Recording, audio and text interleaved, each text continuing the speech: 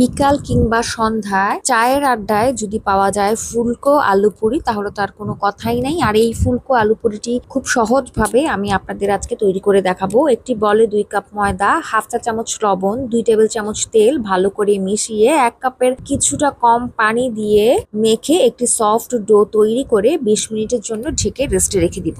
অন্য একটি বলে 5টি ম্যাশ করা আলু, তাতে হাফ চা চামচ বিট লবণ, 1 চা চামচ লবণ, হাফ চা চামচ চিলি ফ্লেক্স, 2টি কাঁচামরিচ কুচি, 2 টেবিল চামচ পেঁয়াজ বেরেস্তা, 2 টেবিল চামচ পুদিনা পাতা কুচি, হাফ চা চামচ চাট মশলা দিয়ে ভালো করে মিশিয়ে একটি মিশ্রণ তৈরি করে রেখে দিব। 20 মিনিট পর ডোটাকে 1 মিনিট ভালো করে মেখে ছোট ছোট লেচি কেটে ছোট একটি লেচি নিয়ে 2 হাতের আঙ্গুলের জগা দিয়ে চেপে চেপে ছোট একটি রুটির মতো তৈরি করব। আর রুটির মাঝখানে ভারী ও চারদিকে পাতলা হবে। মাঝে পুর দিয়ে ছোট একটি পুটলির মতো তৈরি করে হাতের আঙ্গুল দিয়ে চেপে চেপে হালকা করে বেলে ডুবো তেলে লাল লাল করে ভেজে নিলেই তৈরি হয়ে যাবে আমার আজকের মজাদার সুস্বাদু ফুলকো আলু পুরি।